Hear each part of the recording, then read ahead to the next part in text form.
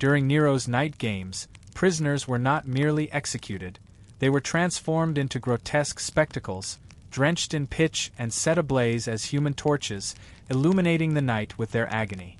This macabre practice was just one of the many favored methods of Rome's cruelest emperors, a testament to their depravity. This wasn't random madness. It was calculated policy, a deliberate tool of governance. So, the question arises: who allowed Nero, Caligula, Domitian, and Commodus to transform execution, humiliation, and secret torture chambers into the very instruments of government? History books might attempt to glorify their reigns, focusing on legal edicts and grand constructions. However, a closer examination of bone trauma evidence and arena records exposes the grim truth. If you value an accurate historical record, then delve deeper into these dark times. When the ledger of history finally closes, the bones of the victims will still speak volumes. Rome entered the imperial age with the hopeful illusion that law, tradition, and the customs of their ancestors, lex senatus mos maiorum, would serve as a restraining force on its rulers. Yet, under the emperors we are about to confront, law didn't restrain power. Instead, law became a tool to codify cruelty, protect the perpetrators, finance the mechanisms of torture, and transform human suffering into political theater for the masses. These men were not mere outliers within a stable system, they were the system, embodying its darkest potential. Nero set the template for this horrific system.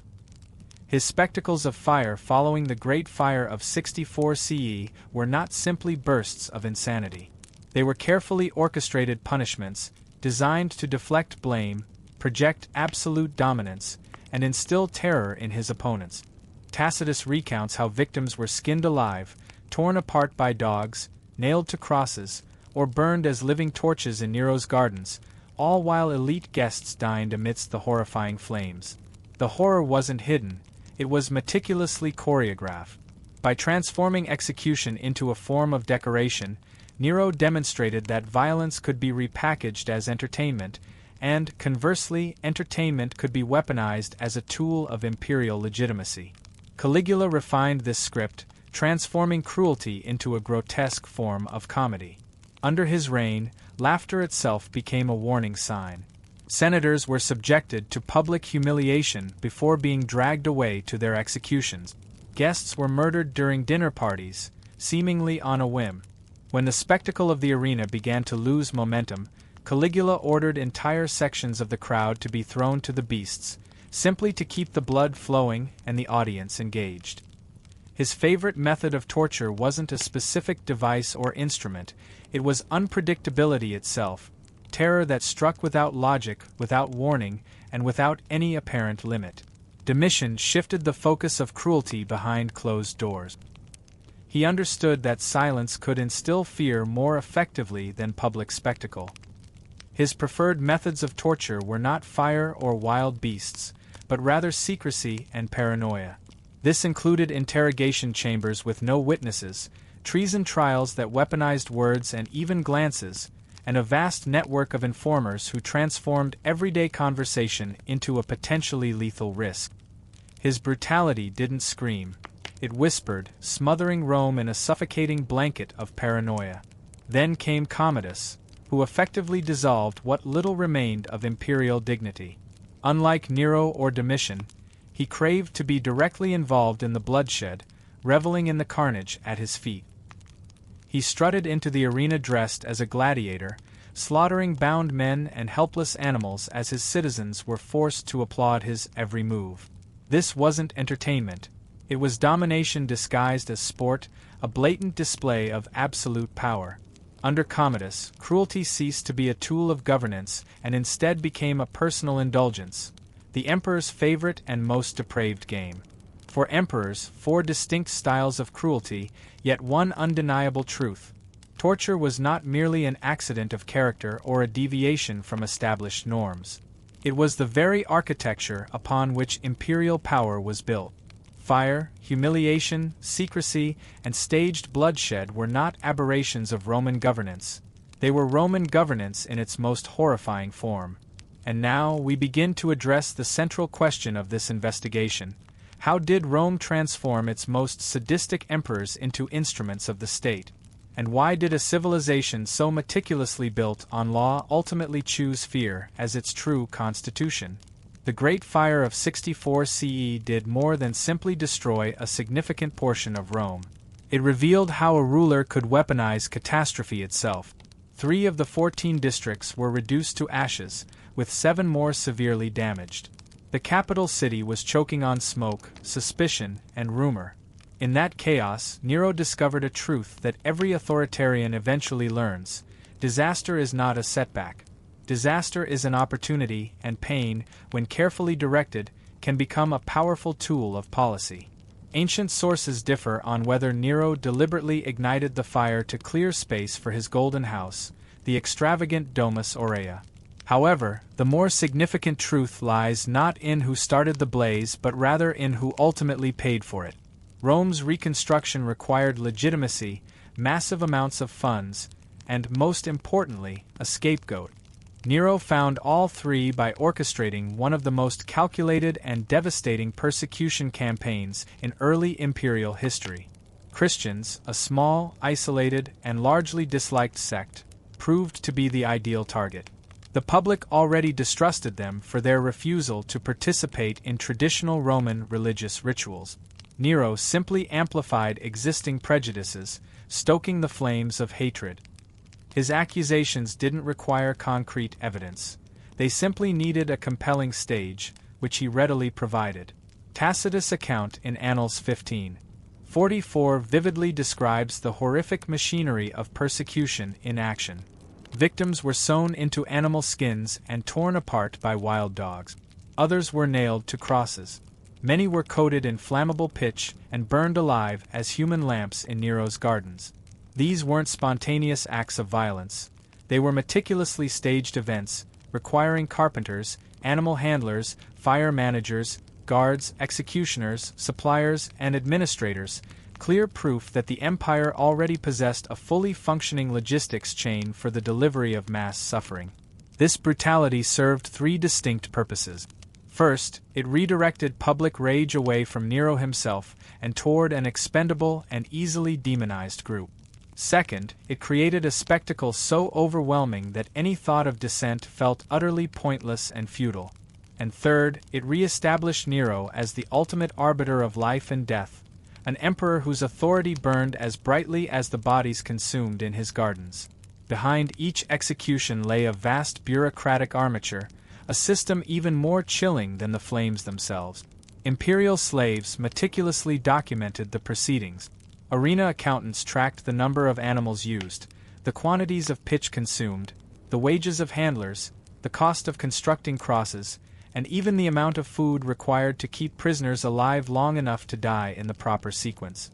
Violence was not a chaotic spasm, it was a carefully managed institution. This is where the political psychology of Nero's reign becomes chillingly visible. Cruelty in Rome was not simply inflicted, it was administered with cold efficiency. The state didn't merely allow torture, it regulated it, funded it, and embedded it deeply into the very fabric of civic identity. To kill publicly required the allocation of public resources. To burn human beings as entertainment required an entire marketplace of suffering. Even the location of the executions mattered. Nero's executions often took place within his private gardens, yet they were deliberately made public, transforming elite dinner guests into witnesses and, in some ways, participants in imperial cruelty. Guests who recoiled in horror were carefully noted, marked as potential threat. Guests who laughed and applauded were deemed safe, their loyalty assured. Guests who openly admired Nero's theatrics often climbed the social ladder, rewarded for their compliance. What appeared to be mere entertainment was, in reality, a sinister form of loyalty testing. Nero also deliberately blurred the line between spectacle and surveillance. By making the executions highly visible, he reminded all of Rome that he alone controlled who lived, who died, and who burned. Public torture functioned as a mass message, a chilling warning. If I can do this to them, imagine what I can do to you. The uncertainty of whether the emperor's next target would be Christians, nobles, senators, or even members of his own family, was all part of the carefully crafted design. That design extended into the Senate itself. Nero's forced suicides of senators were not secret murders. They were carefully staged psychological displays. Rome's elite watched as their colleagues were forced to die, not because they had committed any actual crimes, but simply because they had become inconvenient or had fallen out of favor. The message traveled faster than any official decree. In Nero's Rome, objective loyalty was irrelevant. What truly mattered was the emperor's capricious mood and his ever-shifting whims. His own mother, Agrippina, proved that even proximity to power offered no protection. The collapsing ceiling, the sabotaged boat, and, finally, the cold execution that ended her life demonstrated that Nero's violence was not limited to outsiders. Anyone, even the architect of his rise to power, could be erased without warning. The Great Fire and its aftermath were simply the most visible stage on which Nero perfected this system. But its deeper function was fundamentally administrative. Once fear became normalized, once executions became public spectacles, and once the logistics of cruelty became standardized, the machinery of imperial domination no longer required Nero's constant presence or direct involvement. It could effectively run on its own, fueled by the pervasive atmosphere of terror. This is how an empire shifts from a rule based on law to a rule based on dread. After the fire, Rome did not simply rebuild its physical structures. It rebuilt its very hierarchy of terror, solidifying the foundations of imperial power on a bedrock of fear. Nero only set the example, creating the initial template. The system he constructed, the expectation that public pain reinforces imperial control, became a guiding principle for those who followed him. And this brings us to the central question that will drive us deeper into Act 2. If Nero needed a catastrophic event to justify mass torture, what would happen when a ruler no longer needed any justification at all? When cruelty itself became the entertainment, the currency, and the very philosophy of governance? To answer that question, we must leave the blaze behind and turn our attention to the man who transformed murder into mockery, Caligula. If Nero proved that terror could be meticulously staged, Caligula proved that it could be laughed at, twisted into a grotesque parody of justice. His reign, from 37 to 41 CE, exposed something far darker than mere madness: the profound political utility of humiliation. Caligula didn't simply kill. He ridiculed, mocked, teased, and performed cruelty as if it were a private joke shared only with the gods. And Rome quickly learned that when the emperor laughed, someone else would inevitably bleed. To truly understand Caligula's psychology, one must first understand the expectations he inherited. After the slow, suffocating end of Tiberius' reign, an emperor remembered more for his crippling paranoia than for any grand spectacle. Rome desperately craved a ruler who felt truly alive. Caligula delivered that energy in spades, but what Rome initially interpreted as mere vitality was, in reality, a profound volatility. A ruler who cannot be predicted is inherently more dangerous than a ruler who is simply cruel. Cruelty, at the very least, follows some form of twisted logic. Caligula, on the other hand, followed only his own insatiable appetites and capricious whims. Suetonius paints him as a man who constantly tested loyalty through acts of utter absurdity. The Senate was no longer a deliberative body but merely an audience, forced to applaud his every improvisation, no matter how depraved. Trials were meticulously scripted in advance, with the guilt of the accused predetermined from the outset. Caligula would summon senators not for the purpose of governance, but solely for humiliation, insulting them publicly, inventing baseless treason charges on a whim, or demanding impossible vows of devotion. The point was never justice. The point was domination, performed through elaborate farce. His dinner parties became a theater of death. Cassius Dio describes moments when, mid-feast, Caligula would casually signal a guard, and a guest would be dragged away to be executed in the next room. The remaining diners were then ordered to continue eating as if nothing had happened. Some choked on their food, others trembled in fear, but none dared to stop, lest they become the next victim. Caligula watched their reactions with the detached interest of a playwright studying his audience, constantly adjusting his performance to maximize their discomfort. This was not mere madness. This was surveillance disguised as festivity.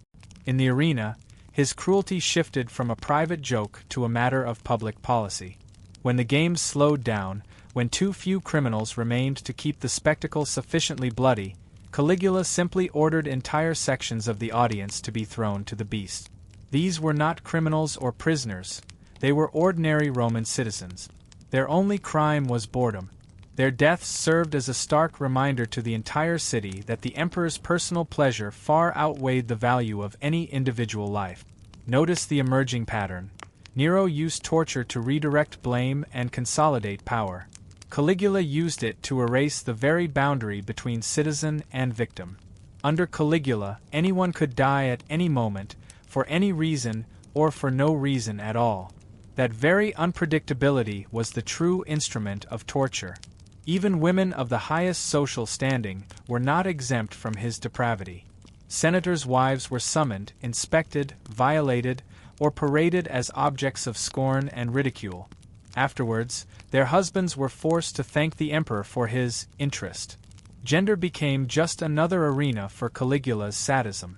Patriarchs who once ruled their households according to Roman law now watched helplessly as their authority was inverted, their families displayed as mere trophies of imperial privilege.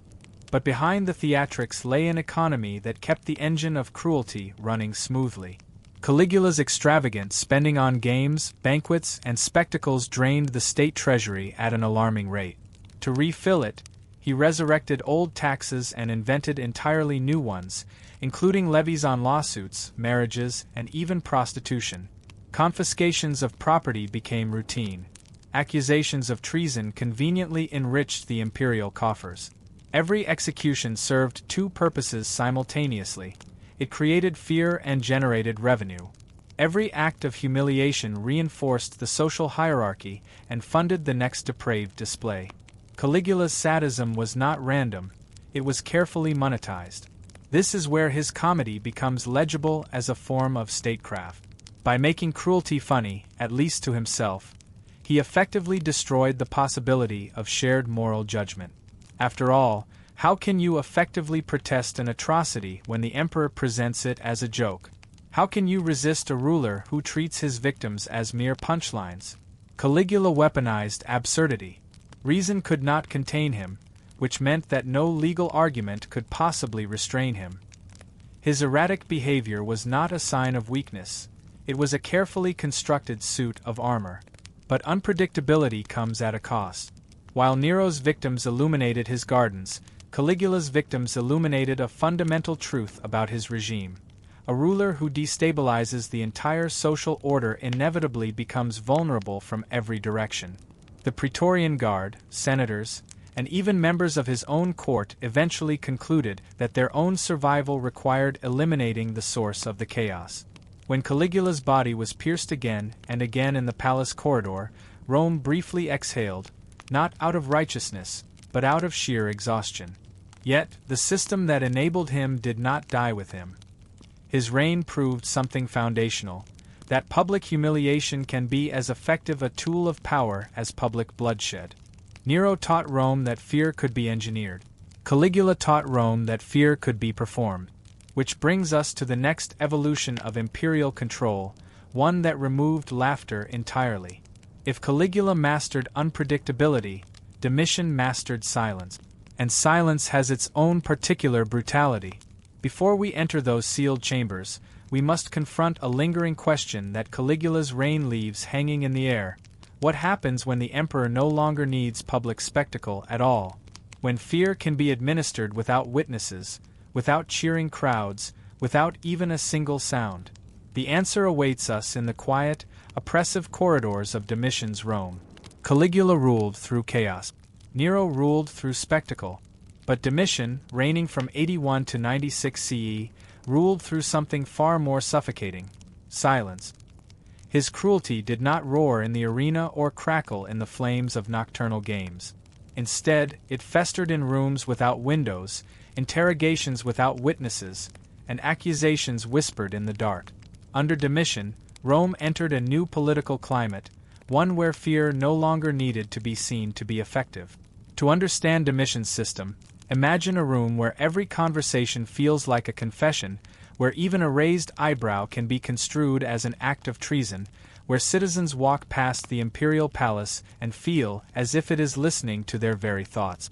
That was Domitian's most insidious gift to the empire, a reign of perfect paranoia. While Nero and Caligula openly embraced spectacle, Domitian deeply distrusted it. Public violence was unpredictable. Crowds could react in unexpected ways. Humor, mockery, applause. These were all potential vulnerabilities. Domitian wanted a world where no reaction was possible, where absolute control reigned supreme. And so, he built a machinery of control that functioned most effectively when its gears were hidden from view. He began by reviving and expanding maestas, Rome's ancient treason laws. Under earlier emperors, treason was typically tied to concrete actions: plots, rebellions, conspiracies. Under Domitian, treason became atmospheric, a pervasive sense of dread that permeated every aspect of daily life. A word spoken with the wrong tone, a moment of hesitation in greeting the emperor, a statue of him not sufficiently venerated, even silence itself could imply dissent. Tacitus and Suetonius describe a Rome where citizens learned to fear their own thoughts. But the true brilliance of Domitian's cruelty lay not in its individual punishments, but rather in its overall architecture. He created an entire ecosystem of informers, delators, who prospered by accusing others. Each accusation was rewarded with money, land, or political favor. Under Nero, cruelty flowed downward from the emperor, a torrent of violence unleashed upon the populace. Under Domitian, cruelty spread sideways, from citizen to citizen, until no one could truly tell whether their neighbor was a friend or a future accuser. Fear became decentralized, and that is the most insidious and durable kind. The interrogation rooms, unnamed, unrecorded, yet referenced again and again in ancient sources, were the very heart of this architecture of fear. They were not chambers of physical spectacle, but rather chambers of psychological extraction. Domitian understood that torture did not need a large audience to be effective. Torture only needed two key ingredients: secrecy and uncertainty. Senators, equestrians, and nobles, groups traditionally shielded from the harshest punishments, found themselves dragged into these clandestine rooms.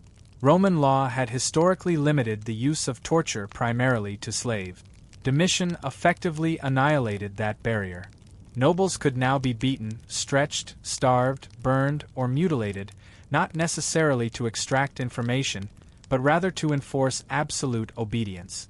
Each scream that no one else heard reinforced a fundamental political truth. The emperor had effectively abolished the social hierarchy that had once protected Rome's elite. This was not madness. It was cold, calculated mathematics. By weaponizing silence, Domitian achieved what other emperors could not. He eliminated the very distinction between public and private fear. Under Nero, one could fear the arena and the spectacle of public execution. Under Caligula, one could fear seemingly innocuous things like meals and laughter. Under Domitian, one feared everything, all the time. Pliny the Younger later wrote that during Domitian's reign, no man dared to speak his own thoughts aloud. That sounds poetic, but it is actually clinical. The emperor had effectively constructed a society where the safest political position was utter muteness. And when people stop speaking freely, they also stop organizing, resisting, or even imagining viable alternatives to the existing order. Domitian did not merely punish treason. He actively prevented the very conditions in which dissent could be born. Even the imperial palace reflected this pervasive ideology of control. Unlike Nero's pleasure gardens or Caligula's extravagant banquet halls, Domitian's palaces were described as immaculate, polished, and eerily quiet. Servants moved with exaggerated caution. Guards spoke minimally, if at all. Visitors approached the emperor with carefully rehearsed phrases, their voices barely above a whisper. The emperor prized order above all else, and that order radiated outward into the city, predictable, rigid, suffocating. Because his violence was largely hidden from public view, it had a second, even more chilling effect. disappearance became a potent political weapon. People simply vanished, without a trial, without an official announcement, without even a body to be found. The very absence became the message, a stark warning to anyone contemplating dissent. If Nero's victims illuminated his gardens, Domitian's victims illuminated nothing. They were simply extinguished, their existence erased, and the resulting darkness only served to emphasize the emperor's absolute control. The Senate, once a deliberative institution, disintegrated under this intense pressure. Senators became hollowed-out figures, preserving their titles while losing all of their actual agency. They debated nothing of substance, resisted nothing of consequence, and ultimately decided nothing of any importance. Their silence was not consensus, it was merely a survival tactic. By the time Domitian was assassinated in 96 CE, killed by palace officials with the secret support of his own wife, Rome was desperately yearning for sound, for open expression. The Senate immediately condemned his memory through damnatio memoriae, a symbolic act of erasure. Statues were destroyed, names were erased from inscriptions, portraits were smashed beyond recognition. However, this wasn't simply a moral cleansing, it was a desperate attempt to reclaim the public self, to break free from the suffocating atmosphere of silence and paranoia that had gripped Rome for so long. Something essential had been lost during those long years of whispered fear. Yet, the irony cannot be ignored. The Senate erased Domitian's image, but they ultimately preserved his system. The laws of treason remained potent. The culture of accusation persisted, poisoning social relationship. The deeply ingrained idea that an emperor's power thrives in silence would continue to echo into later reigns, shaping the political landscape of the empire. Which brings us to the final descent into imperial sadism, embodied by a ruler who took the tools of Nero, the volatility of Caligula, and the silence of Domitian, and inverted them, twisting them to even more perverse ends. Domitian hid cruelty. Commodus performed it, and he forced all of Rome to watch, to participate in his deranged spectacle. Before we enter the arena where the emperor himself demanded thunderous applause for his every action, we must confront the lingering question that Domitian leaves behind. If an emperor can effectively control a population through silence and the threat of unseen violence, what happens when that same emperor seeks not mere obedience, but unrestrained adulation? When he demands not just fear, but also fervent admiration for his cruelty. The arena awaits. If Nero weaponized spectacle, and Caligula weaponized mockery, and Domitian weaponized silence, then Commodus, reigning from 180 to 192 CE, weaponized something far more corrosive: self-worship. Under his rule, cruelty ceased to be merely an instrument of governance and became, instead, an instrument of pure ego. Rome entered a new and disturbing phase of imperial sadism, one where the emperor did not simply order torture from afar. He actively performed it himself, reveling in the carnage and demanding the enthusiastic applause of his subjects. Commodus inherited an empire exhausted by war, corruption, and Domitian's suffocating paranoia. Rome had hoped for a period of stability and wise rule under the son of Marcus Aurelius, the famed philosopher-king. What they received instead was a deeply unstable ruler who believed that the entire empire existed solely to validate his own grandiose fantasies. Marcus Aurelius had written extensively on the importance of duty and restraint. Commodus, on the other hand, rewrote the very calendar itself, naming each month after himself, immortalizing his own ego in the very fabric of time. His favorite stage was not the Senate, not the palace, not even the treasury. It was the arena, the place where he could fully indulge his depraved desires. And once he stepped into that arena dressed as a gladiator, the carefully constructed social hierarchy that had defined Roman political life for centuries effectively collapsed. Commodus deliberately blurred the lines between emperor and entertainer, citizen and captive, life and sport. In doing so, he inverted every deeply cherished Roman ideal regarding dignity, law, and the sacred character of imperial office. Ancient sources, especially Cassius Dio, record that Commodus claimed to have fought in hundreds of gladiatorial matches. But these were not legitimate contests, they were carefully staged demonstrations of domination. His opponents were typically wounded beforehand, deliberately unarmed, or explicitly ordered to submit to his will. Some were even tied to platforms, making them easy target. Others were forced to fall theatrically, feigning defeat to appease the emperor's vanity. To resist him, even in a staged performance, was to invite certain death. To perform submission was to survive, at least for the moment. He slaughtered animals in the same grotesque manner. On one day alone, he reportedly killed 100 lions, a feat that was meant to demonstrate his superhuman strength and courage. He decapitated ostriches and paraded around the arena with their dripping heads held high, reveling in the shock and disgust of the crowd. He even killed a giraffe, a creature that no Roman had ever seen as particularly dangerous, simply because its unusual appearance made the crowd gasp in astonishment. For Commodus, these killings were not demonstrations of bravery. They were blatant reminders that his personal pleasure overruled all logic, all reason, and all notions of decency. But behind the theatrics and the bloodshed, the cruelty had a solid administrative core. For the arena to become his personal playground, the imperial bureaucracy had to provide a constant stream of victims: animals, armor, handlers, stage crews, and guards, all at enormous expense. The state treasury was essentially plundered to fund these indulgences. The Senate, reduced to a collection of sycophants, could not voice any objections. Dissent, even a whispered word of criticism, meant certain death. Commodus executed one senator simply for laughing at the wrong moment during a performance. Another was killed after daring to criticize the emperor's self-proclaimed persona as the Roman Hercules. Under Domitian, silence had been mandatory. Under Commodus, applause was mandatory. This is how the emperor's unchecked narcissism became a powerful political tool. The games were not simply entertainment, they were a form of compulsion. Citizens were forced to watch, forced to cheer, forced to actively participate in the carefully constructed fiction that the emperor was a divine hero, a demigod among men. Resistance was treason. Indifference was treason. Even fear could be construed as treason if Commodus interpreted it as an insult to his divine self. His elaborate costumes amplified this ideology. He frequently dressed as Hercules, wearing the skin of a lion and carrying a massive club, demanding worship not as an emperor, but as a demigod worthy of divine veneration. Statues were recarved to resemble him, further blurring the lines between mortal ruler and mythical hero. Imperial decrees referenced him constantly as the Roman Hercules, solidifying his self-proclaimed divinity.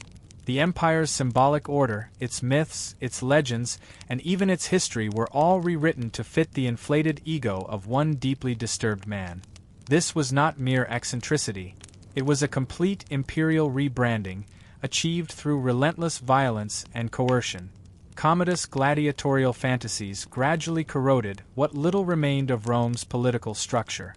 Senators, once charged with advising the emperor, now merely pretended to admire his kills, offering hollow praise and feigned enthusiasm.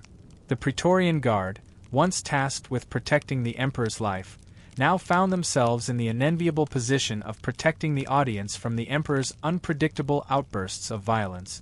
Gladiators, criminals, animals, civilians, everyone within the arena's orbit existed merely as props in the emperor's deranged theater of self-worship.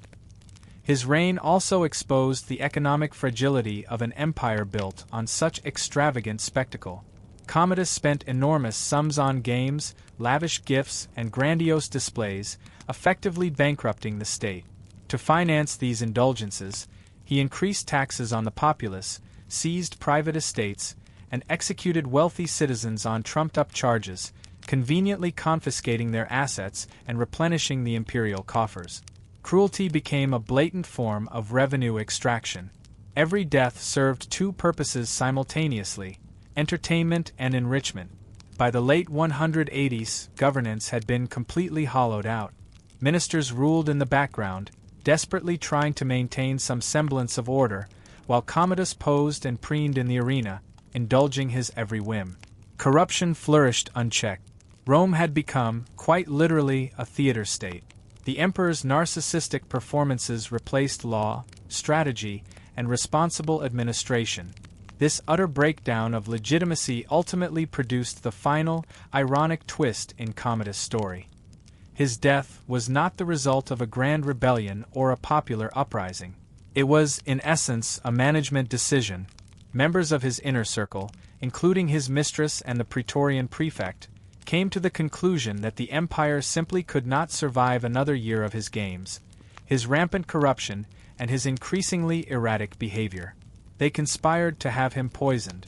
When the poison failed to take effect, they sent in an athlete, a professional wrestler, the very same type of performer whom Commodus loved to humiliate and exploit in the arena. He was strangled in his bath on the last day of 192 CE, killed by the hands of a man who had been specifically trained to entertain him.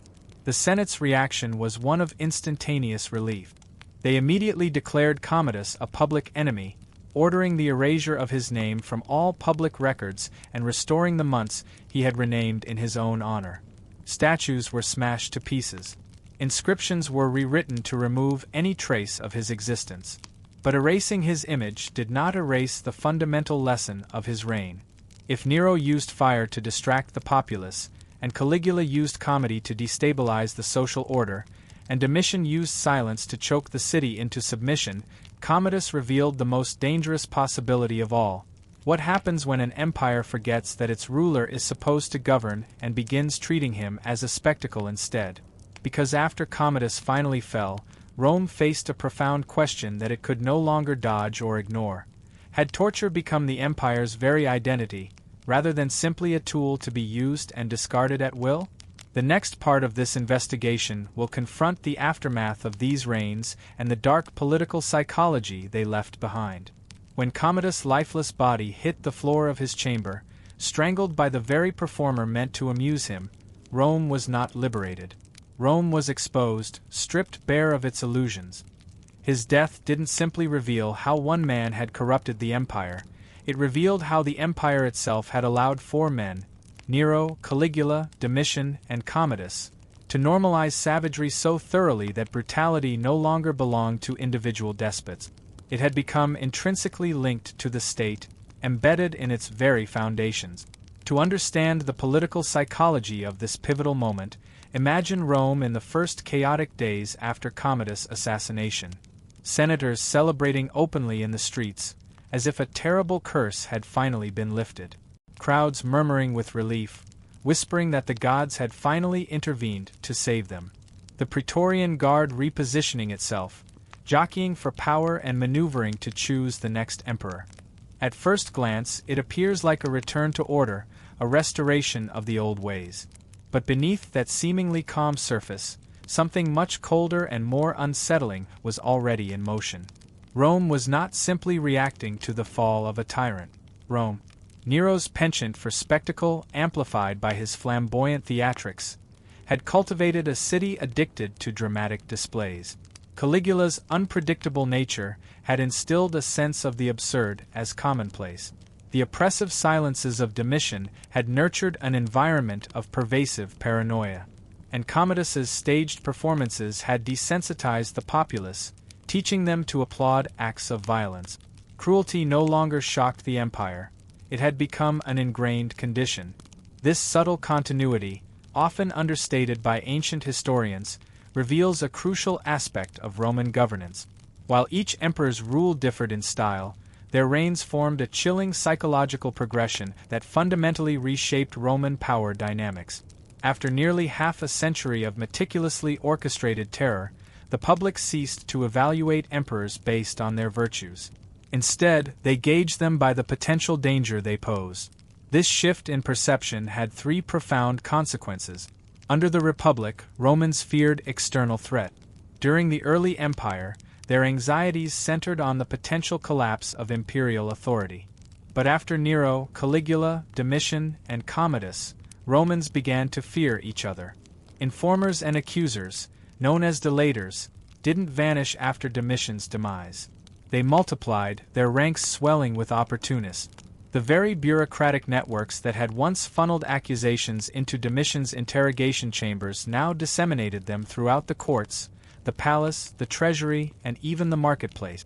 A hushed whisper could still lead to ruin, a fleeting gesture to condemnation. Fear outlived the tyrant because it no longer required one to exist. The mere memory of one was sufficient. The Roman political elite internalized a chilling lesson. Obedience without conviction, speech devoid of substance, silence offering no true safety. Modern observers often imagine cruelty as spontaneous, a tyrant losing control and issuing erratic commands. But Roman cruelty was meticulously documented, rigorously audited, and carefully budgeted. Nero's arena spectacles generated detailed expense lists. Caligula's executions triggered widespread property seizures. Domitian's interrogations produced extensive reports. Commodus's games demanded the massive provisioning of animals, prisoners, armor, trainers, and guards. Rome had constructed an entire infrastructure around the infliction of pain. Once established, this infrastructure didn't simply disappear. It required continued funding, a dedicated staff, defined duties, opportunities for promotion, and established routines. It became embedded in the very framework of the imperial state. A bureaucracy designed to manage torture doesn't simply dissolve, it adapts. And after Commodus, it adapted to new emperors, new crises, and new opportunities. Perhaps the most insidious legacy of these emperors wasn't the violence itself, but the profound exhaustion it engendered.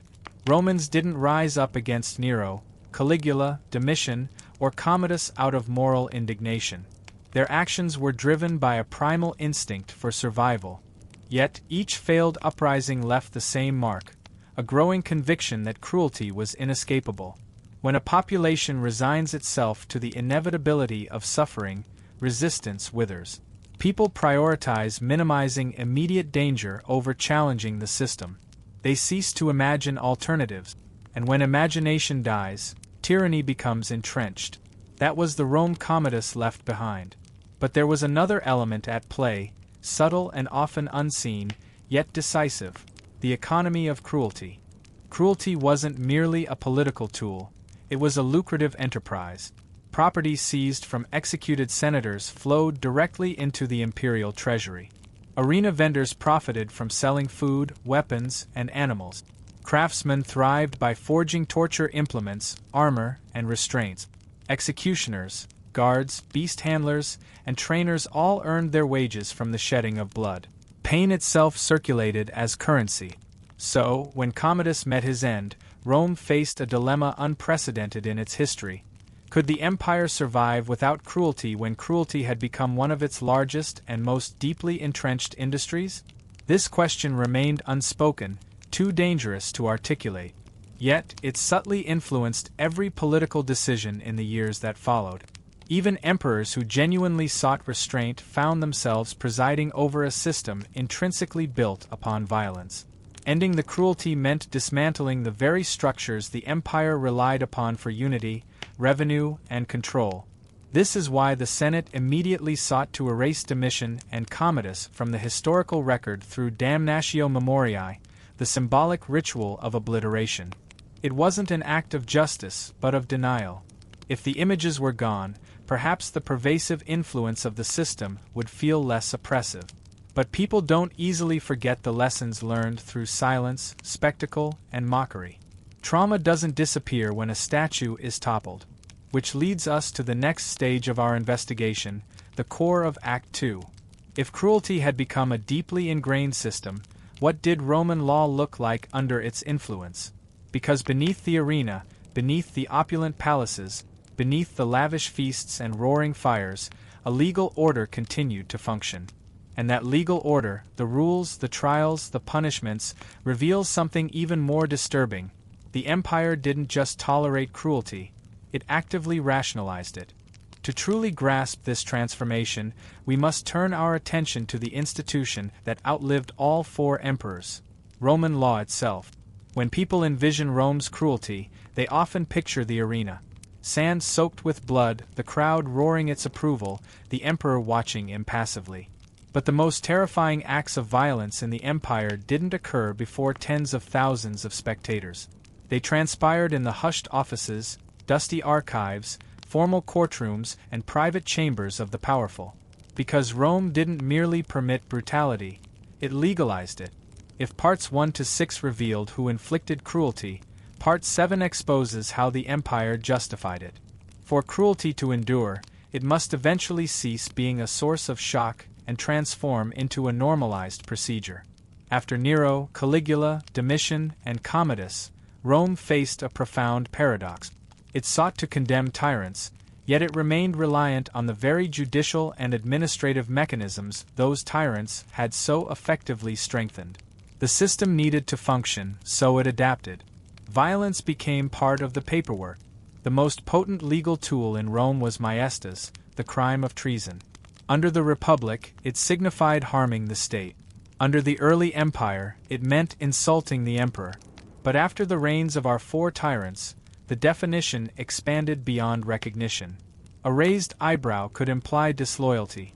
A hesitant pause before greeting the emperor could signal sedition. A mere rumor, a private dream, a veiled metaphor, these all became admissible legal evidence. During Domitian's reign, silence itself had been a dangerous act.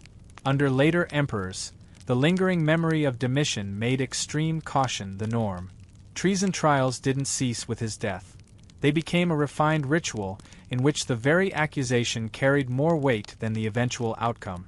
The purpose of these trials was to constantly remind Rome that power was always listening. And who delivered these accusations? Not just soldiers, not just government officials, but ordinary citizens. Delators**, who gained wealth, status, and immunity through denunciation. The state didn't need to actively produce cruelty. It outsourced it to the population. Once people learned that accusation was a path to advancement, Rome had inadvertently created a self-perpetuating machine. Fear generated denunciations. Denunciations generated trials. Trials generated property seizures. And property seizures replenished the imperial treasury. Fear itself became a source of revenue. Roman law had long permitted the torture of slaves for testimony. But after Nero, Caligula, and Domitian, even this boundary eroded. Torture was no longer a last resort. It became a standard investigative technique. Accused senators could be tortured. Members of the nobility could be tortured. Women could be tortured. Foreigners could be tortured. Anyone who lacked a powerful patron to protect them could be subjected to torture. And because torture was believed to reveal the truth, it became self-justifying. If a man screamed out a confession under duress, the law deemed the case proven. Pain transformed into evidence, and evidence inexorably led to a guilty verdict. The brilliance and the horror of this system lay in the fact that no emperor needed to micromanage it. The bureaucracy already understood the expectations. The lingering memory of Nero's burning torches and Domitian's interrogation chambers subtly shaped every decision that followed. Rome had internalized cruelty. After the tyrants, emperors attempted to distance themselves from overt displays of sadism, but the Roman public had been conditioned. They expected spectacle, they even demanded it. So the state offered a compromise. Not constant brutality, not random brutality, but symbolic brutality. Executions became public rituals that reaffirmed the existing social hierarchy. Crucifixions for rebels, burnings for arsonists and treasonous slaves, damnatio ad bestias, condemnation to the beasts. For those deemed enemies of the people, strangulation or throat-cutting for elite offenders to maintain a semblance of dignity. Each method of punishment conveyed a specific message about power. Rome's justice system didn't simply discipline behavior, it educated the population about fear. The spectacle had become pedagogical. The genius of Rome's cruelty didn't reside in its specific physical manifestations, crucifixion, burning, mutilation, flaying, but in the system's remarkable ability to make the population police itself. Why rebel if rebellion inevitably leads to crucifixion along the roadside? Why criticize the emperor if criticism leads to disappearance? Why speak boldly if silence offers greater safety? Why trust anyone if anyone can profit by accusing you? Rome discovered that the greatest torture device is uncertainty itself. A beast in the arena kills quickly, but the law kills slowly. A man convicted of maiestas might wait months, even years, for his sentence to be carried out. A woman accused of sacrilege might never know if her trial will actually proceed. A slave tortured for testimony might never even understand the questions being asked. Cruelty became psychological, fear became ambient, and silence became the empire's default operating system. By now, we arrive at a disturbing truth. Rome could remove a tyrant, but it couldn't remove the logic of tyranny. Nero's blame machine, Caligula's theater of humiliation, Domitian's secret chambers, Commodus's gladiatorial narcissism, each left behind administrative habits, legal precedents, and cultural expectations. These habits outlived their creators, seeping into courtrooms, prisons, treasuries, and even everyday speech. Rome had transformed cruelty into a self-sustaining institution. Which leads us to the central question that now casts a shadow over the remainder of Act 2. What happens when a state creates a legal system that no longer requires a cruel emperor to function cruelly? Because the empire that survived these four men was fundamentally different from the empire that existed before them. It was harder, quieter, and far more frightened. And soon, in Part 8, we will confront the consequences of a society conditioned by pain. What do people look like? How do they behave when brutality becomes normalized? By the time Commodus fell and the Senate attempted to sweep the four reigns of savagery into the dustbin of history, Rome faced a truth too monumental to erase. An empire that watches cruelty for long enough inevitably becomes shaped by it. Nero's burning gardens, Caligula's murderous laughter, Domitian's interrogations, and Commodus's arena performances weren't isolated incidents. They were lessons, and the people learned them well. This is the aspect of Roman history that most documentaries tend to avoid. It's safer to place the blame solely on the tyrants themselves. It's far more difficult to examine a population that applauded, adapted, benefited from, or simply endured the cruelty. But if we truly want to understand how the empire functioned, we must confront the citizens who lived within the violence. Because cruelty doesn't transform a state without also transforming its people. Romans didn't merely witness cruelty, they actively consumed it. Arena games under Nero and Commodus weren't mandatory events, yet tens of thousands of people flocked to them. Families brought their children. Vendors sold snacks. Poets wrote verses celebrating dramatic kills. For many Romans, the arena wasn't a source of horror, it was a form of holiday entertainment. Why? Because cruelty taught a deceptively simple social rule. As long as someone else is dying, you are safe. The arena created a chilling psychological inversion. Instead of empathy, Romans learned hierarchy. The condemned weren't viewed as individuals, but as categories. Slaves, foreigners, criminals, Christians, political enemies, or anyone unfortunate enough to be declared a threat to public order. Watching them die reaffirmed the viewer's place above them in the social hierarchy. Pain became a form of reassurance.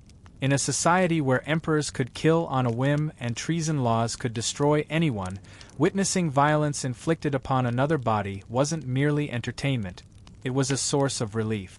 Domitian's reign embedded a quieter, but equally corrosive, adaptation, the normalization of silence. Romans learned to speak in encoded phrases, to smile when frightened, to offer praise when disgusted, to listen intently before answering, to treat every stranger as a potential informer. This wasn't necessarily cowardice. It was a calculated strategy for survival. When torture becomes procedural, society inevitably becomes performative. By the time Commodus ascended to power, people no longer needed to be explicitly instructed to cheer. They understood instinctively that applause was far safer than indifference. They had internalized the unspoken law: pretend for long enough, and you just might live longer. Cruelty in Rome provided employment, sustenance, and status to many. Beast handlers, trainers, executioners, carpenters building crosses, scribes recording interrogations, guards dragging prisoners, doctors treating gladiatorial wounds, butchers supplying animals, merchants selling chains, whip makers, armorers. Thousands earned their livelihoods from the suffering of others. When an entire industry grows from violence, violence becomes increasingly difficult to abolish. Rome's cruelty was profitable, which meant that Rome's cruelty was fiercely protected. A man whose income depended on the arena wasn't likely to question the arena's existence. A woman selling refreshments at executions wasn't likely to protest the executions themselves. A clerk rewarded for meticulously recording confessions wasn't likely to oppose torture. Violence had its own powerful stakeholders. Imperial cruelty also sharpened Rome's internal divisions. Pain was distributed according to rank. Slaves were routinely tortured for testimony. Foreigners were thrown to the beasts in the arena. The poor suffered public punishments. The wealthy were often forced to commit suicide. Women suffered humiliation. Men suffered execution. Each group occupied its own distinct place on the pyramid of suffering, and Romans understood this structure intimately. It became a social map of the world. Everyone knew who stood above whom and who could be sacrificed. This is the inherent moral cost of a hierarchical society. Cruelty becomes predictable, rationalized, and ultimately expected. Perhaps the most tragic adaptation of all wasn't joy, or even fear, but a pervasive sense of indifference.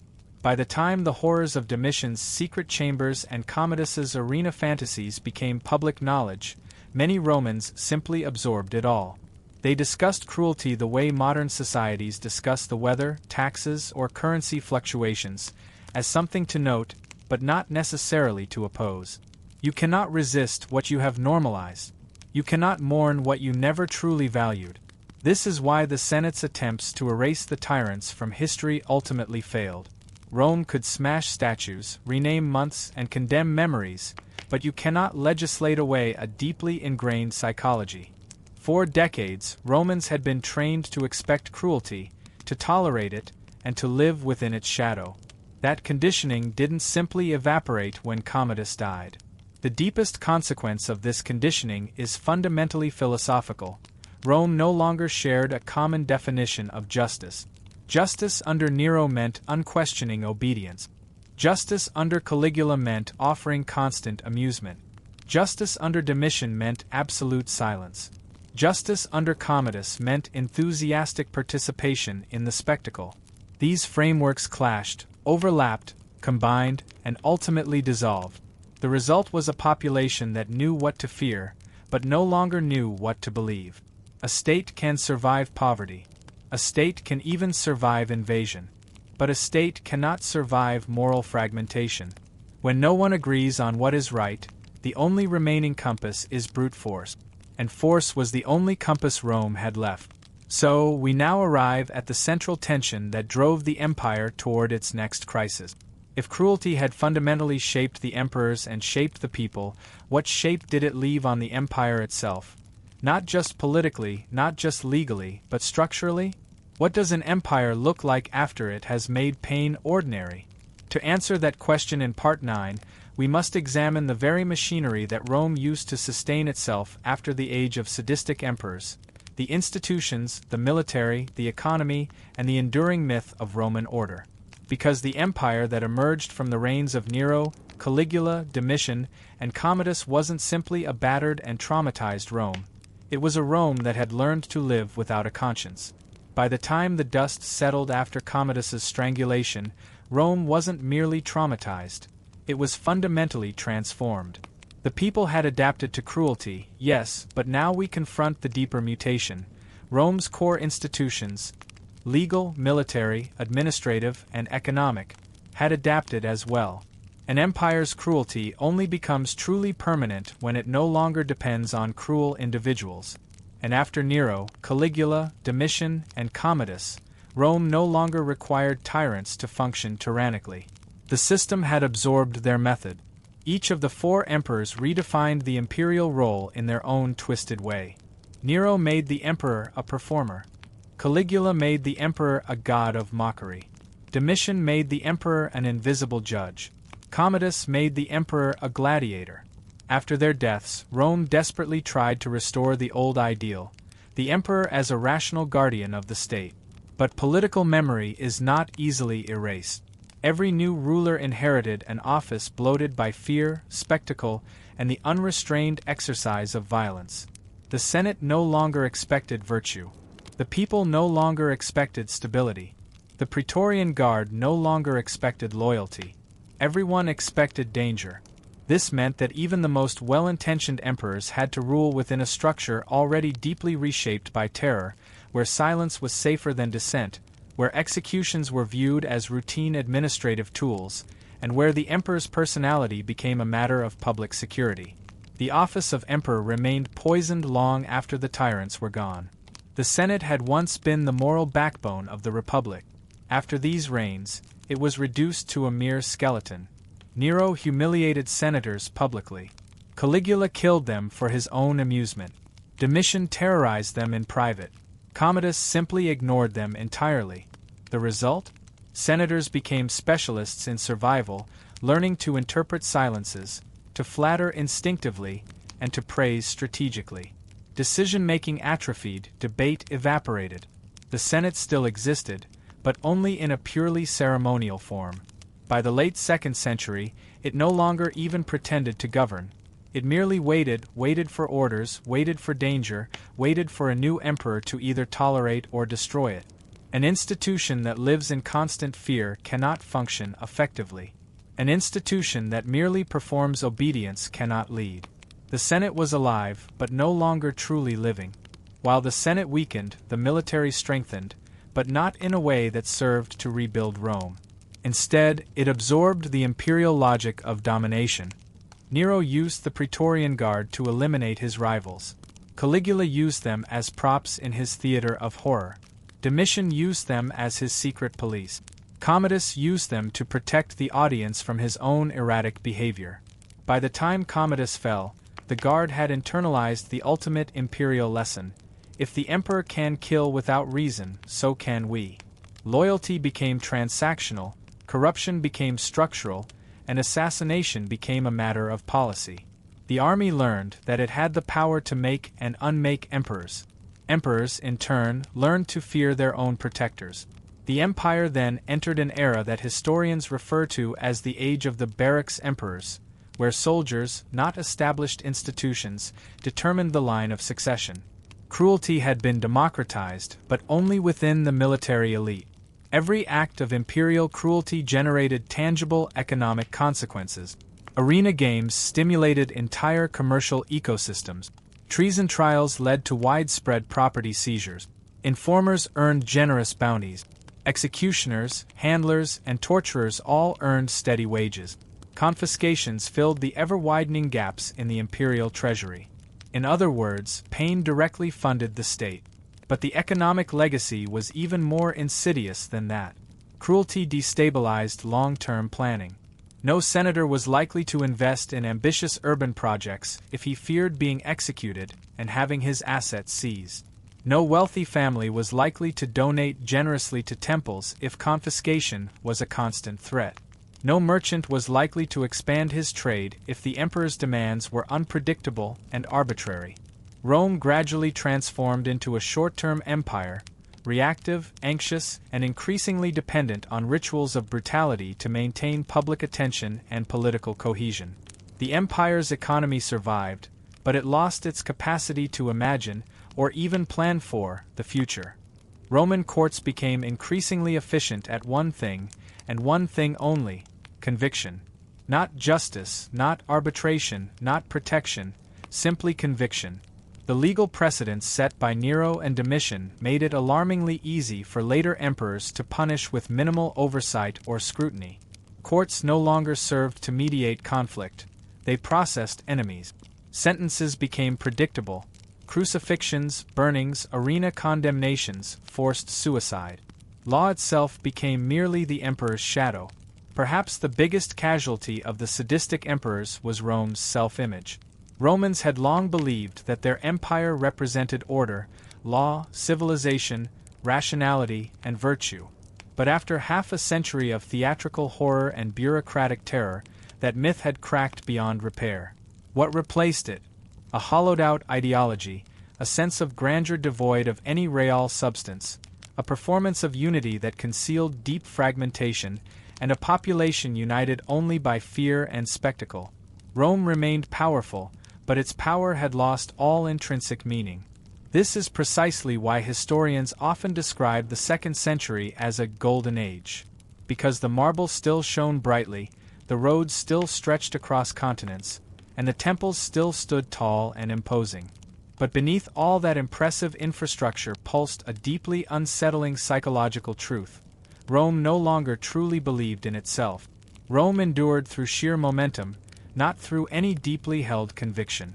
Now we stand at the threshold of Act 3. We have examined the emperors, the laws, the people, and the institutions. We have witnessed how cruelty seeped into every layer of Roman life. The final question remains.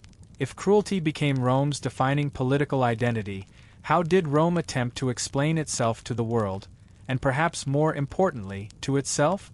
In Part 10, we confront the inevitable philosophical reckoning, the empire's desperate attempt to reclaim its lost legitimacy after its most sadistic rulers, and the dark truth that emerged when it tried. When Commodus died, Rome attempted something it had already attempted 3 times before: reinvention. The Senate rushed to condemn him, his statues were smashed, his name was erased from public monuments, and his edicts were reversed. Historians refer to this process as damnatio memoriae, the condemnation of memory. But its underlying psychological function was far simpler: erase the tyrant and pretend that the system itself is innocent. But after Nero, Caligula, Domitian, and Commodus, this ritual no longer worked. Rome kept killing the emperor, but it never addressed the underlying conditions that had produced him in the first place. And so, each assassination felt less like a cure and more like a reset button on a fundamentally corrupted machine. To understand why, we must examine how the empire attempted to restore its lost legitimacy, and why every such attempt ultimately failed. After each sadistic reign, Rome imagined the next ruler as a corrective force. After Caligula, there was Claudius, the scholar. After Nero, there was Vespasian, the soldier administrator. After Domitian, there was Nerva, the gentle elder statesman. And after Commodus, there was Pertinax, the disciplined reformer. These men were not tyrants. Many were competent, and some were even noble. But they all inherited a throne soaked in fear, a senate conditioned for obedience, a military primed for opportunism, and a population thoroughly desensitized by spectacle. No amount of personal virtue could truly undo the pervasive effects of institutional trauma. A good emperor could certainly rule decently, but he could not erase the lingering fear. He could not dismantle the sprawling bureaucracy of cruelty. He could not erase the haunting memory of torches, secret chambers, and blood-soaked arenas. Rome desperately wanted morality, but it had inadvertently built a vast and complex machinery of cruelty. The gulf between the two had become impossibly vast. Destroying a statue only destroys stone. It does nothing to dismantle the underlying structure. Erasing a name only erases ink. It does nothing to undo the precedents that have been set. When the Senate condemned Nero's memory, his architecture of spectacle survived. When they condemned Domitian, his apparatus of treason survived. And when they condemned Commodus, his arena economy continued to thrive. Memory wasn't the core problem. The underlying procedures were the core problem.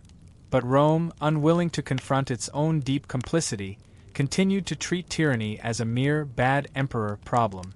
The Senate blamed the individual. The people blamed the gods. The army blamed misfortune. But no one dared to blame the system itself. So, the system remained largely unchanged. Each correction emperor attempted reforms. Claudius sought to strengthen the bureaucracy. Vespasian focused on rebuilding the depleted finances. Nerva tried to curb the number of executions. Pertinax even tried to tame the unruly Praetorian Guard. But these reforms all collapsed for the same fundamental reason: the system had learned to protect cruelty. The Praetorian Guard assassinated emperors who threatened its privileges. The Senate feared confrontation even more than it feared the empire's gradual decline. The people seemed to prefer the spectacle of the arena to the austerity of genuine reform. And the provincial governors largely preferred the status quo to any sort of increased scrutiny. Cruelty had ceased to be an aberration. It had become a stabilizing force. It kept the poor distracted, it kept the elites obedient, it kept the army fed, and it kept the emperor feared. Reform, on the other hand, was fragile. Fear was reliable. And Rome, in the end, chose reliability. Herein lies the deeper tragedy. Rome told itself that it was founded on law. Rome told itself that it was governed by reason. Rome told itself that it was the bringer of civilization to a barbaric world. But Nero burned people alive merely for ambience. Caligula murdered for his own amusement. Domitian punished even the slightest hint of silence. And Commodus demanded applause while gleefully killing bound and defenseless men in the arena. These weren't minor footnotes in the historical record. They were the very pillars upon which the government had come to be built. By the 2nd century, Rome's self-image had fractured into two entirely incompatible stories: the Rome of marble, order, and philosophy, and the Rome of torches, laughter, whispered accusations, and rivers of blood. The empire lived its life trapped within that agonizing contradiction. Roman philosophers desperately tried to salvage the empire's lost dignity. Stoics argued for the importance of virtue. Jurists argued for the absolute necessity of justice. Senators argued for the restoration of the old ways. But the people had simply seen too much. The institutions had adapted too deeply. And cruelty had become far too normalized. No amount of persuasive rhetoric could reconcile the empire with its own brutal behavior. After the age of sadistic emperors, Rome shifted emotionally, not toward rebellion, not toward reform, but toward a deep and pervasive cynicism. The population no longer believed in moral leadership. The Senate no longer believed in its own authority.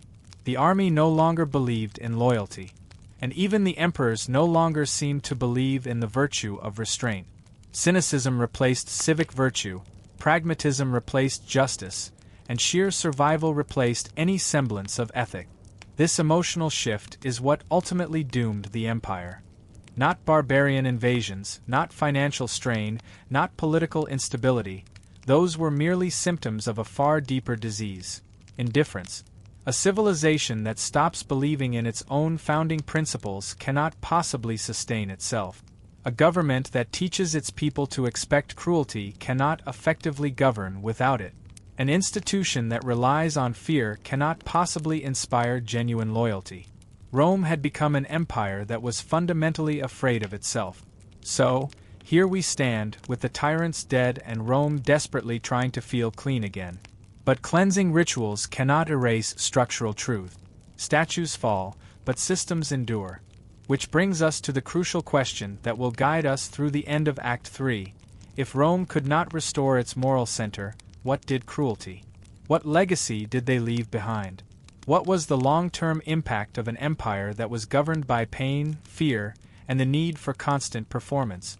In this, the 11th part of our exploration, we confront that legacy not in individual figures or specific institutions, but in the very philosophy of power that Rome exported to the world. By the time Rome had finished trying to erase the memories of Nero, Caligula, Domitian, and Commodus, the empire found itself in a paradox that no amount of legislation could resolve. It craved moral authority, yet it had built its entire foundation of power on fear. This contradiction wasn't merely political or administrative, it was deeply philosophical. The sadistic emperors had done more than just scar Rome, they had fundamentally rewritten its definition of power. Rome had once believed that power was the capacity to uphold the law, protect its borders, reward virtue, punish corruption, and maintain peace. But after half a century of emperors who used torture as public spectacle, humiliation as a tool of governance, silence as a calculated policy, and grand spectacle as their very identity, power had acquired a chilling new meaning. Power was now understood as the ability to inflict pain without consequence. This toxic definition seeped into every aspect of Roman life. It survived assassinations and outlived the very men who embodied it. It formed the invisible architecture that held the empire together long after the roar of the crowds in the Colosseum had faded. Nero's reign introduced a principle that Rome never truly abandoned. If people witness you inflicting pain, they will believe in your power. This is the logic of the arena, dragged into the halls of politics. It's the rationale behind public executions disguised as festivals.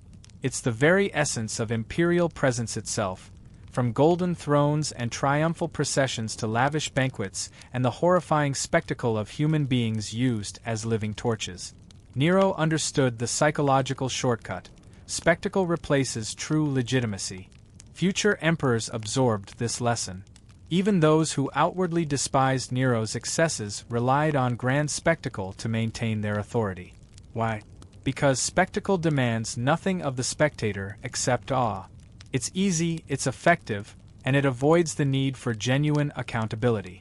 Caligula sharpened that principle by adding another layer. If you can force a man to degrade himself, you own him. Caligula's laughter wasn't simply madness. It was a carefully constructed philosophy. Humiliation destroys dignity far more quickly than violence ever could. Humiliation makes obedience self-inflicted. It transforms subjects into willing participants in their own subjugation. By forcing senators to witness executions, by publicly mocking nobles, by turning elite families into mere playthings, Caligula understood something profoundly chilling. A humiliated population doesn't resist, it rationalizes. This principle outlived him. Domitian internalized it. Commodus inverted it. Later emperors institutionalized it through legal procedures that required public submission. Humiliation had become a sophisticated political technology. Domitian contributed perhaps the most enduring principle of all. Fear does not need to be visible to function effectively. Silence is cheaper than spectacle. It's more efficient than outright terror. Silence transforms society from within.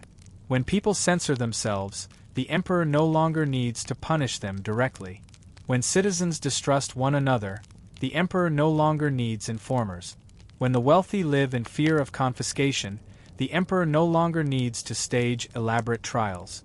Domitian invented the politics of the quiet room, the unseen chamber, the closed-door interrogation.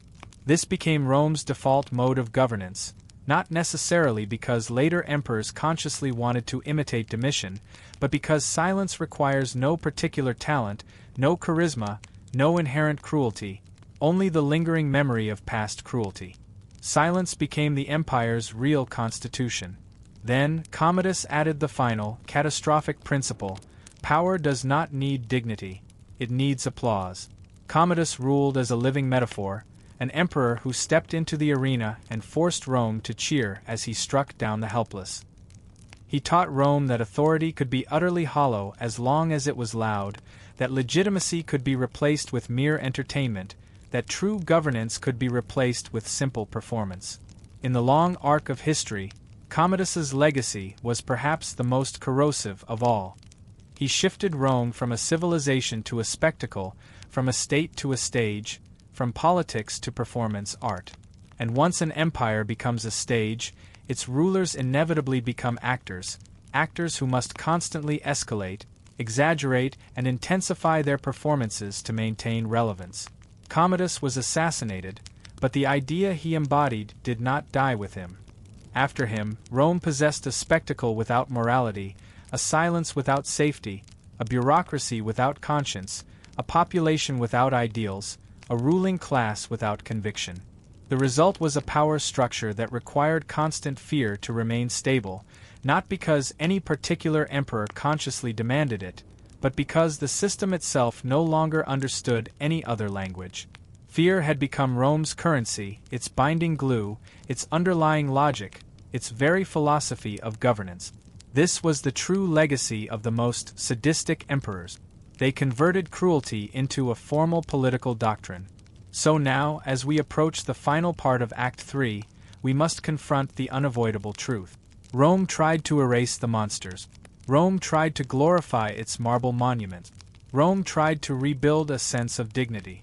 But Rome never truly answered the fundamental question: what kind of empire does a society become once it has learned that pain, humiliation, spectacle, and silence are the four pillars of power? In Part 12, we face the final reckoning, not just about Nero, Caligula, Domitian, or Commodus, but about the Rome that survived them. For 11 parts, we have traced Nero's flames, Caligula's laughter, Domitian's silence, and Commodus's blood-soaked vanity.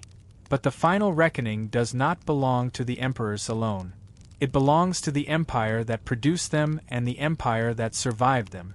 Because the central question that opened this investigation was not about the emperors themselves, but rather, how did Rome transform cruelty from an aberration into a pervasive political system that replaced law with fear?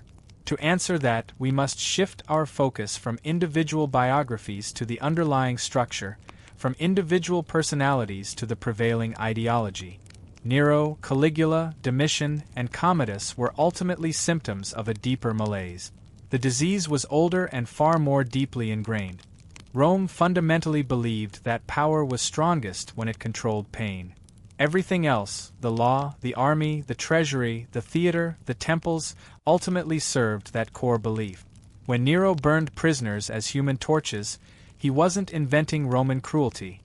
He was merely intensifying an existing, deeply ingrained logic. When Caligula mocked senators and murdered for his own amusement, he wasn't rejecting tradition. He was exposing its dark underbelly. When Domitian weaponized silence, he didn't deform justice. He completed its natural evolution.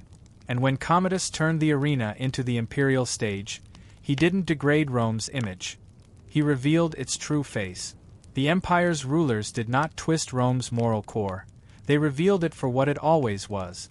Roman historians like Tacitus, Suetonius, and Cassius Dio often portray these tyrants as aberrations, interrupting an otherwise noble system. But this was the system. An empire that conquered through crucifixions, enslavement, and mass execution was always going to embrace cruelty internally. The arena did not corrupt Rome. The arena was Rome in microcosm. The interrogation chamber did not darken Roman justice. It clarified its true nature. Crucifixion, burning, throat-cutting, beast-mauling, these were not isolated emergencies. They were deliberate public policy. They were lessons, meticulously crafted to instill fear and obedience. They were the very grammar of Roman authority. Rome survived its tyrants because Rome was fundamentally built to absorb tyranny. Rome kept meticulous records, grain shipments, tax receipts, military rosters, building accounts, imperial expenditures. But the real ledger of the empire, the one that truly reveals its priorities, was written in other materials entirely. In ash, in bone, in scars, in the haunting silence of missing names, in the collective trauma of crowds that learned to cheer for blood, in the pervasive fear of citizens who learned to whisper their thoughts. This ledger does not lie. It shows that power in Rome was not primarily sustained by law, nor by tradition, nor even by reason. It was sustained by ritualized harm, systematically inflicted and publicly displayed. Cruelty was not an accident or an aberration. It was the very infrastructure upon which the empire was built. The saddest truth is that Rome exported its philosophy of power to the world. Centuries later, empires would imitate its spectacles of punishment, its bureaucratized violence, its carefully constructed hierarchy of suffering, its calculated fusion of entertainment and death, its unwavering belief that authority requires constant and often brutal display. Rome did not just conquer land. Rome conquered the very imagination of power. When states today parade their military might, they echo Nero. When leaders humiliate their rivals publicly, they echo Caligula. When governments justify secrecy and pervasive surveillance in the name of security, they echo Domitian. When politics becomes mere performance, demanding applause rather than genuine competence, they echo Commodus. Rome still lives on in the way power is staged and wielded today. So, how did Rome transform cruelty into a pervasive system that ultimately replaced law with fear? Because, in the end, cruelty simply solved problems that law could not. Fear was always faster than courts. Spectacle was invariably more persuasive than decrees. Humiliation was far more efficient than reasoned philosophical debate. Silence was more stable than open dissent. Violence was more reliable than virtue. Rome did not choose cruelty because it was inherently monstrous. Rome chose cruelty because, in its eyes, it simply worked. The empire, renowned for its roads, aqueducts, engineering, and legal systems, ultimately chose pain as its political foundation because pain never argues, never hesitates, and never rebels.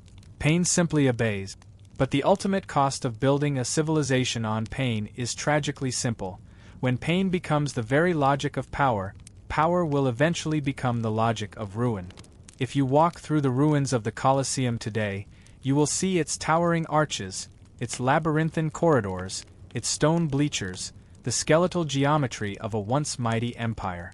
But beneath the stone lies a chilling truth that we have unearthed across these 12 parts. Rome did not collapse because it was weak.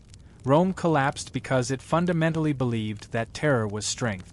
Its monuments were tall, its armies were vast, its laws were intricate, and its culture was rich. But its soul was ultimately exhausted. A civilization can endure poverty, invasion, plague, and instability. But no civilization can ultimately endure the deeply ingrained conviction that cruelty is its most reliable institution. Nero lit his gardens with burning bodies. Caligula laughed while men died. Domitian listened to screams behind closed doors. Commodus demanded thunderous applause as he murdered in the arena. But when the ledger finally closed on the Roman Empire, none of their performances remained. Only the bones remained. And the bones still